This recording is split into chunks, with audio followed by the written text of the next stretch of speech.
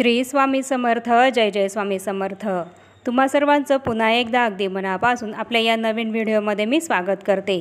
तर कालच गणपती बाप्पांचे आपल्या सर्वांच्या घरी आगमन हे झालेले आहे आणि आज आहे ऋषीपंचमी. तर आजच्या या व्हिडिओमध्ये मी तुम्हाला हीच संपूर्णपणे माहिती देणार आहे की महिलांनी ऋषीपंचमीचे व्रत हे का करावे आणि कसे करावे, ऋषीपंचमी व्रत म्हणजे काय आणि या व्रताचे आचरण हे कसे असावे आणि ऋषीपंचमी हे व्रत नेमकं कोणी करावं, ऋषीपंचमीच्या व्रताला काय करावं आणि काय करू नये याबद्दलच संपूर्ण माहिती मी तुम्हाला आपल्या आजच्या या व्हिडिओमध्ये देणार आहे.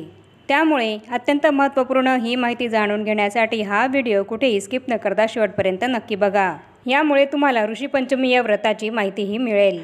चला तर मग आजच्या या व्हिडिओला सुरुवात करूया. सर्वात आधी तर आपण जाणून घेऊया की ऋषीपंचमी व्रत म्हणजे नेमकं काय. ऋषीपंचमी हे व्रत भाद्रपद शुद्ध पंचमी या तिथीला साजरे केले जाते. ज्या ऋषींनी आपल्या तपोबलाने या जगातील मानवावर अनंत उपकार करून ठेवले आहेत, मानवाच्या जीवनाला योग्य दिशाही दाखवली आहे, ज्यांनी परमेश्वराच्या श्वासातून उत्पन्न झालेल्या वेदांचे प्रकटीकरण केले आहे, जतन केले आहे, त्याचा गूढार्थ हा सामान्यांपर्यंत पोहोचवला, त्या ऋषींचे स्मरण या दिवशी केले जाते. कश्यप, अत्री, भरद्वाज, विश्वामित्र, गौतम, जमदग्नी आणि वसिष्ठ हे सप्तर्षी आहेत. त्यांच्या स्मरणाप्रित्यर्थ हा उपवास केला जातो. ऋषीमुनींचे ऋण व्यक्त करण्याचा दिवस म्हणजेच ऋषीपंचमी होय. त्याचबरोबर शास्त्रानुसार ऋषीपंचमीचे व्रत हे केले जाते.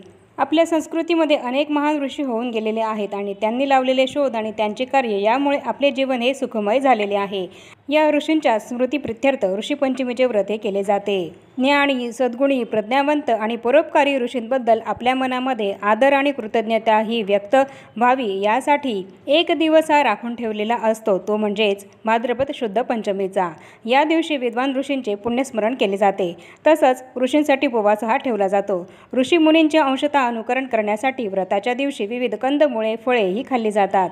दरम्यान शास्त्रानुसार असा संकेत आहे की तुम्ही जे काही खाणार आहात ते तुम्ही स्वतः पिकवलेले असावे, कारण पूर्वी ऋषीमुनी कोणत्याही पशुचे सहाय्य न घेता कंदमुळे, फळे पिकवत आणि तीच खात असत.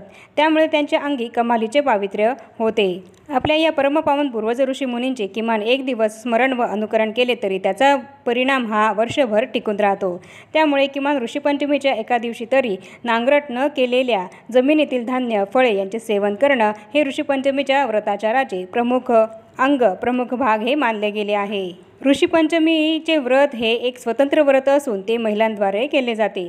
मासिक पाळीचा धर्म पाळण्यात जर काही चूक ही महिलांकडून झाली असेल तर त्या पापाचे क्षालन करण्यासाठी हे व्रत केले जाते. या व्रतामुळे महिलांकडून जर मासिक पाळीच्या काळामध्ये काही कळत नकळत चुका या जर झाल्या असतील तर त्या चुकांचे, पापांचे क्षालन या व्रतामुळे होत असते. महिलांनी ऋषीपंचमी हे व्रत जर केलं तर मासिक पाळी दरम्यान ज्या काही कळत नकळत चुका या त्यांच्याकडून होत असतात आणि या कळत नकळत झालेल्या चुकांचे जे काही दोष महिलांना लागत असतात तर ते सर्व दोष नाहीसे या व्रतामुळे होत असतात. मासिक पाळी दरम्यान झालेल्या चुकांचे जे काही दोष हे असतात ते सर्व दोष नष्ट या व्रतामुळे होतात. मासिक पाळी दरम्यान झालेल्या चुकांचे दोष, पाप या व्रतामुळे लागत नाही आणि म्हणूनच महिलांसाठी हे व्रतसुद्धा हरतालिका व्रता इतकंच अत्यंत महत्त्वपूर्ण असं व्रत आहे.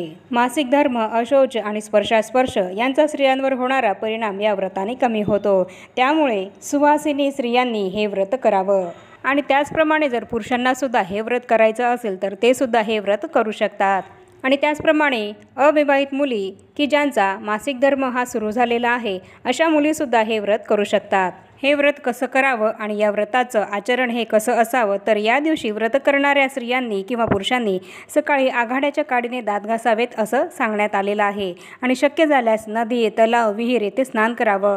ऋषीपंचमीला गंगा स्नानाला किंवा एखाद्या नदीवर जाऊन स्नान करण्याला अत्यंत महत्त्व आहे. जर या दिवशी एखाद्या नदीवर जाऊन स्नान करण्यास जमत नसेल तर घरीच स्नानाच्या पाण्यामध्ये गंगेचे स्मरण करून मग स्नान करावे. स्नान केल्यानंतर शुभ्र वस्त्र हे परिधान करावे, कुंकुम तिलक धारण करावा आणि त्यानंतर दररोजची देवपूजा करावी. आणि त्यानंतर एका पाटावर 7 ऋषींच्या 7 सुपारी मांडून आणि अरुंधती मातेची 1 सुपारी मांडून ही ऋषीपंचमीची पूजा अत्यंत मनोभावे करावी। ऋषीपंचमीला फळे कंदमुळांचा आहार हा घ्यावा आणि बैलांच्या श्रमाचे काहीही खाऊ नये। संपूर्ण दिवसभर याच फलाहारावर राहावं। दिवसभर फलाहार करूनच हे व्रत करावं। हे व्रत करताना 7 ऋषींची प्रत्येकी 1 सुपारी आणि वसिष्ठ ऋषींची पत्नी अरुंधती हिची 1 सुपारी मांडून याप्रमाणे एकूण 8 सुपारींची पूजा ही केली जाते। या दिवशी बैलाच्या कष्टाचे कोणतेही अन्न हे खाल्ले जात नाही। म्हणजेच या दिवशी बैलाने नांगरलेले कोणतेही अन्न हे खाल्ले जात नाही।